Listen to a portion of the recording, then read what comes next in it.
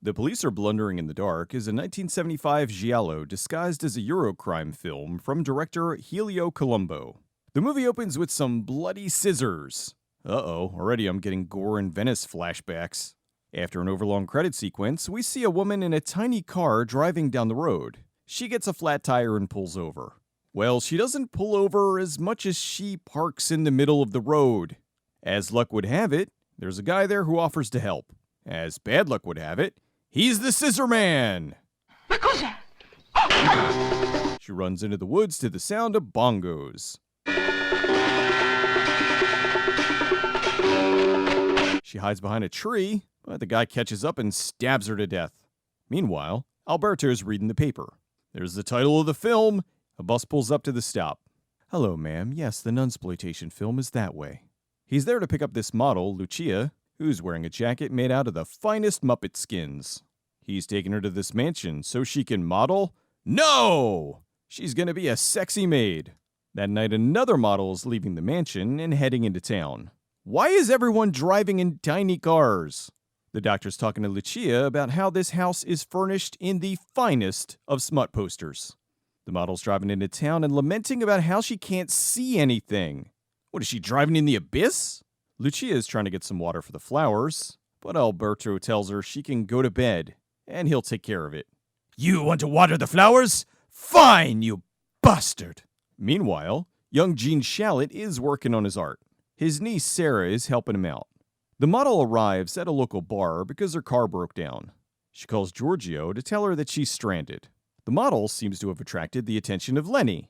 She asks Giorgio for help, but he's too busy driving the truck into Bone City. He tells her to get a room and he'll pick her up sometime tomorrow. The bar owner helps Erica move the car out of the way. What is it with women in this movie driving tiny cars and parking them in the middle of the street? Erica gets a room for the night. Back at the house, Edmund is disgusted by his photos. The good doctor prescribes the #1 cure for angry photographers: booze. Erica's freezing cold, so naturally, she strips naked. She hears a noise at the window and, surprise! It's murder! The bongo killer is back! The next day, Giorgio is headed to get Erica. Oh, he's in for a surprise. Giorgio talks to the bar owners, who bicker over who has to get her. He returns to say that her room is empty, and there's blood everywhere. She must have cut her finger and then left at some point during the night. Giorgio figures, well, guess I should just go back home. That is, until he sees her car. My God, how does anyone fit in this thing? Just then, the cat reveals a clue. He tries to talk to Lenny, who runs away. He goes back to the bar and throws out evidence. I thought it was supposed to be the police who were blundering in the dark. He asks about Erica going missing, and they brush it off, saying that women go missing from here all the time. Ma vi rendete conto che è sparita una ragazza dalla vostra locanda e non ve ne preoccupate? Ah, beh, fosse la prima volta che sparisce qualche ragazza qui intorno. Come sarebbe? Alberto stops in to get some smokes. Marlboro. No, not the ones sitting right here. The ones over on the shelf. Just then, happy music.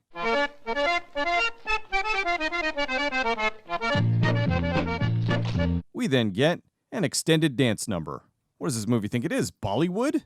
Giorgio sees 13! I did not do this dramatic zoom. Giorgio heads to the Eleonora house. He tells Alberto he wants to talk to Edmund. Giorgio D'Amato, giornalista. A journalist? Abort! Abort! Abort! Edmund's walls are covered in 60s album covers. Giorgio talks to Edmund. Edmund's upset to hear that another one of his models has gone missing. Then Eleonora, his wife, and Sarah, his niece, stop in. Giorgio then lays it on thick. The ladies are so smitten they invite him to dinner. That night at dinner, they argue about petty things. Sarah joins the dinner. Avevo tanto bisogno di una buona doccia. She was so relaxed she forgot to wear a bra. Giorgio then goes a little too far in front of the family. Per un attimo mi ha fatto odiare quell'acqua. Odiare? No one will be seated during the exciting Maid Serves Dinner segment. Look at this lettuce. Look at it! Edmund impersonates a rabbit. Then someone turns on the wall thingy, which does something. Meanwhile, Sarah's playing footsie with Giorgio, much to the dismay of her aunt. Every time the bus lights up, Sarah gets horny. I need one of those. 14 hours later, dinner is finally over. They go to the main room, and since it's lightly raining outside, they convince Giorgio to spend the night. Alberto takes him to his room, and Lucia is already waiting for him. This is a full-service place. She tells him to meet her in her room later tonight. When and why did this style of dress go out of fashion? Later that night, Giorgio goes looking for Lucia, but runs into Alberto. Ah, the old bait and switch. Where is this, Greece? Giorgio goes back to his room. He heads downstairs and he runs into Alberto again. What are you, twins? He makes it back to his room, but this time, Sarah's waiting for him. She begs him to take her away from the house. He agrees to get her away from her aunt after some sex. Eleonora is talking to Edmund. Why is she wearing an outfit made out of the couch? Now that the sex is over, Sarah tells Giorgio about her uncle's crazy invention. Her uncle invented a machine that photographs your thoughts. Giorgio decides it's time for more sex. This outfit is super easy access. Eleonora tells Edmund that she wants a divorce. She then reveals that she's been molesting her niece and ew. This sends Edmund off the deep end. I'll bite your legs off! The next day, Giorgio is having some coffee. Alberto then throws Giorgio out. Lucia is mad because Alberto blocked Giorgio. He was supposed to be banging me last night. Giorgio goes to see the doctor who's working in the lettuce garden. He asks if he saw the model who disappeared the other day. He tells him he thinks that Eleonora is up to no good. Giorgio tells the doctor about what was going on at dinner. Edmund was using a magical device to photograph everyone's inner thoughts. Oh no, he'll know everything! Eleonora calls the doctor to tell him that Sarah's missing. Back at the house, Alberto is having a chat right under the boom mic. Lucia is still mad at Alberto.